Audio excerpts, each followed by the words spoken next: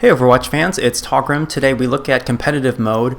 I'm currently rated 56 in terms of skill. My team has an average of 53 skill rating while the opposing team has 55, and those map, according to masteroverwatch.com, roughly to the 69th percentiles and 79th percentiles for the population. So these are pretty solid players.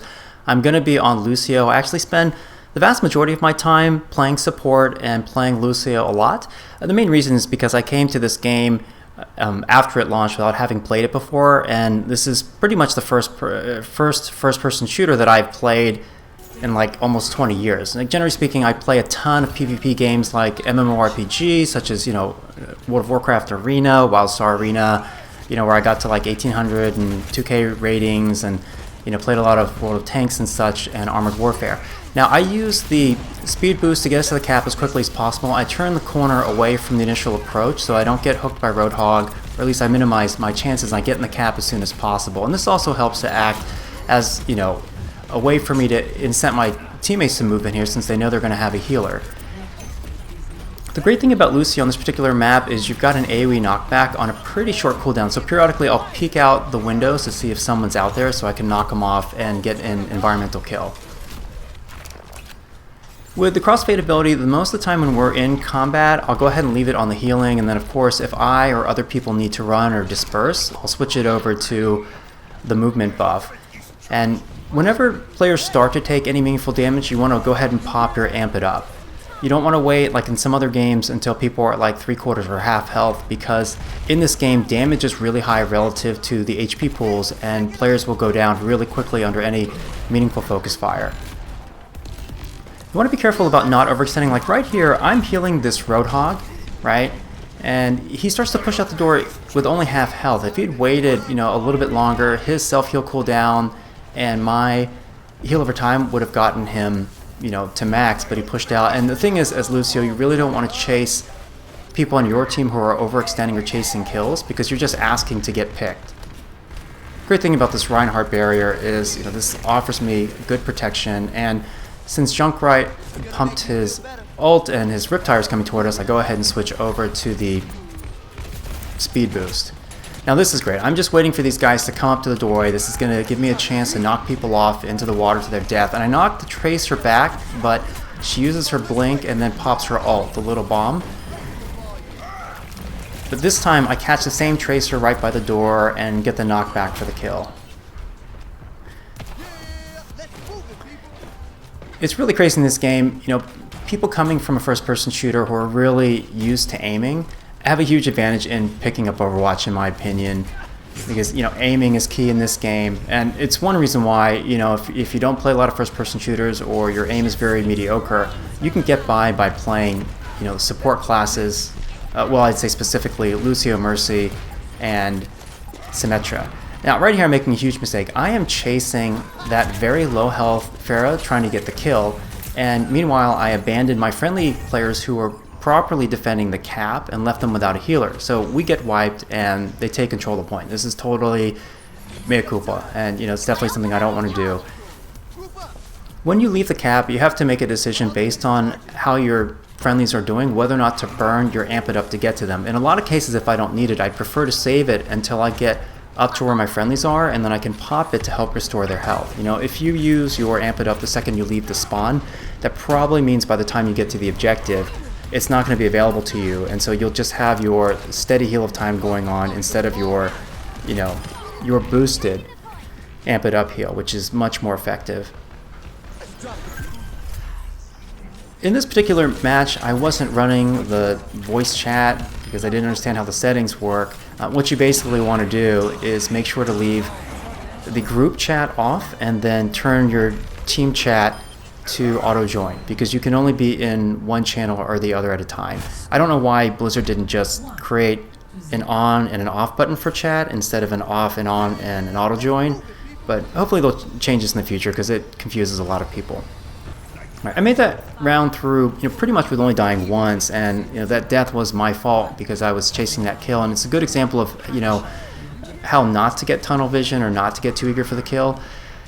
I did type to my teammates and let them know I'm going to be down on the lower floors, meaning the objective in this hallway here, And the reason why is if I stray too much to this area to the left and ahead of me, there are a lot of blind corners, and I can get easily picked off by the opposing team. If they've got a class like a Junkrat, or in the first round they had a Pharah, those are classes that can two-shot me. Here's an example of Pharah picking me, and I made a positional mistake. I was near the Reinhardt, but I was far enough behind that I was getting hit by these missiles, and then I backed up through the dead zone in the front of the hallway to try to reach one of those pillars. And that was a mistake. In hindsight, I probably should have run and hugged a wall or stood right underneath Reinhardt's barrier. And in this case, I did burn the amp it up the second I left the spawn, because I knew our players were in danger of losing the cap. It was really close, and it's one of these pitched fights with small groups where my damage actually makes a difference. And there, I just finished off the low health Roadhog and stayed long enough up for my amp it up to come off cooldown. You can hear the 76 popped his ult, so I switched over to crossfade to the speed boost, get behind the wall, and I can come out kind of toward the end of his ult. That's okay, but like if you're in an exposed area at the beginning of that ult, you're pretty much going to bite it. Now you can use your sound barrier to save yourself. Generally, I want to save it until we need to counter a strong opposing team ult, such as a Graviton Surge or a Genji. His ult, but the other thing to keep in mind about Lucio's ult is that the sound barrier doesn't activate until your fist hits the ground, your sound blaster hits the ground, right? And so if you get knocked back as you're casting it, or you're being chain knocked back, such as by Roadhog's Whole Hog ult, you're not going to cast the ability and you'll die before it fires. So it's something to be really wary of. Some of the ults in this game, like Zenyatta's Transcendence, by contrast, will activate the second you push it. But there is that quarter or half second delay for Lucio, and then I tuck him behind this pillar because that Pharah is ulting, and then now I'm hugging this pillar because of this 76 was ulting, and I'm getting super low in terms of health here, but just managing to kite and stay alive, to the next cast of my amp it up. And I'm using my knockbacks too, especially against a very high burst damage dealer, brawler like Reaper. I want to keep him away as much as possible, and I'm trying to stay behind Reinhardt's wall and keeping an eye both on the friendlies here. What's really cool about this game is that you'll get an indicator when you can't see people to show that they should be healed, and those little crosses over their torsos showing that they're at low health.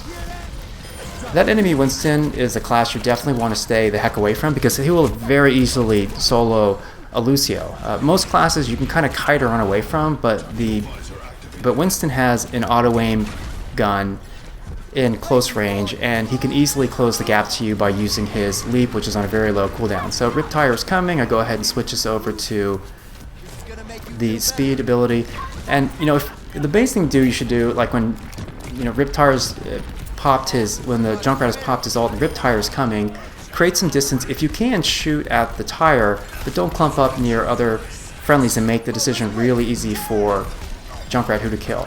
Now, I couldn't see the 76 when he popped his ult, but I went ahead and used my sound barrier, and this is hilarious. This Roadhog pulled me, and I would have died, but my friendly Roadhog pulled him as a counter, and then I finished him off with a punch to the head. That was really close, and a clutch save by our Roadhog.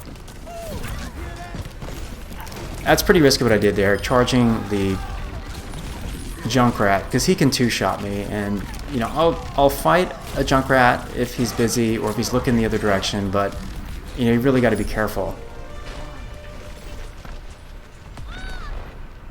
Tactical necessity.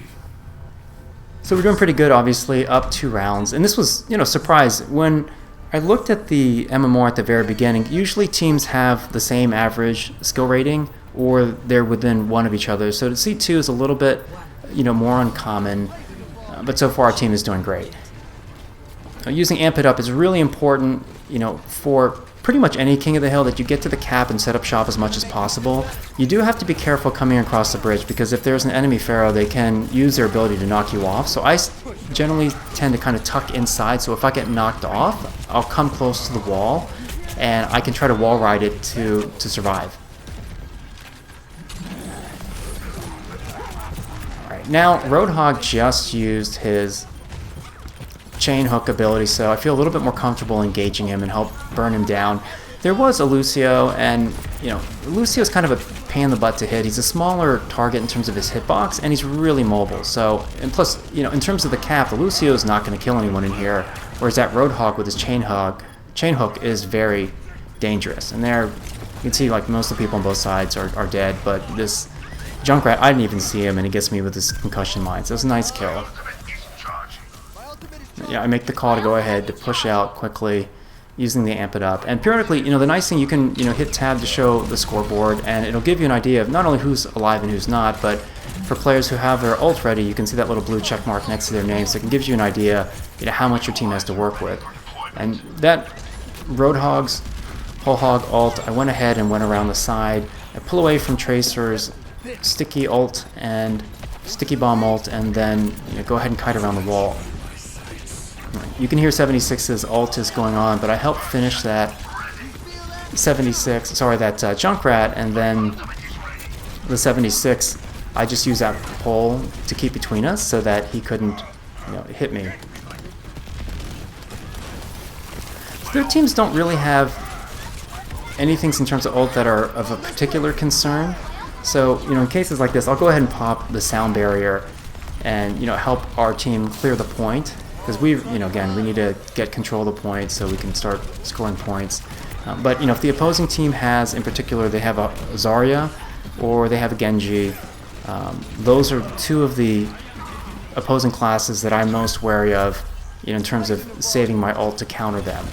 Like, pretty much, if Zarya does her ult and your team doesn't have the DPS to burn her down, and she's got, you know, friendlies with her, they're gonna wipe your group. So this is like the dream for Lucio. I was coming up toward these guys, and there I knocked the Lucio and 76 off right as the Lucio was popping his sound barrier. But what's really funny, when I approached those guys, I actually ran out of ammo. So yeah, I should have been keeping a better count on my ammo, make sure I have enough to knock back as soon as I want to. And now, this is the fun part. I don't want to stray too much because there's the other side of the cap where they can push in. So periodically I'm looking back to see how people's health are doing. But I was also staying near the bridge in case I get the opportunity to knock more people back. Sometimes when Reinhardt's doing his charge like that, I'll go ahead, if I'm off to the side, and use my knockback to redirect him to hopefully cause him to miss his target, and then I get a melee finishing blow on that opposing Lucio. No, she just sticky bombed me. That was a nice play by the Tracer. I couldn't, because the bomb was actually stuck to me, there's no getting away from this one. And, you know, with my sound barrier, it takes long enough that unless I hit it exactly when she popped her ult, unless I had just amazing reflexes, you know, I'm done. It's a pretty nice effort by our team, and I get the play of the match.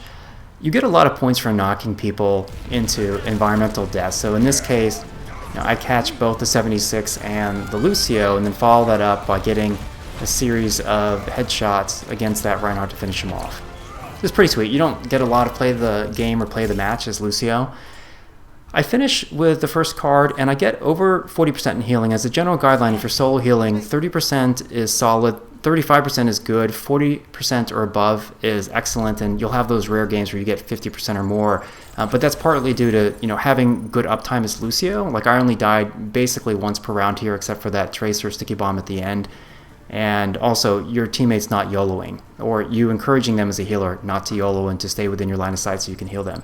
So after this battle, I raised my skill rating up to 57. This was actually, I started at 57 after placements, and, you know, at the moment I'm pretty close to getting 59. I plan to make some more videos about Overwatch. You know, truth be told, there's some really great guides out there. You know, Furious Paul has a set of awesome class-specific guides. So if you're looking for information, you know, check out his guides, has great starter information. And as I hopefully continue to scale the competitive rankings, I'll be posting more videos. Let me know your feedback. Take care.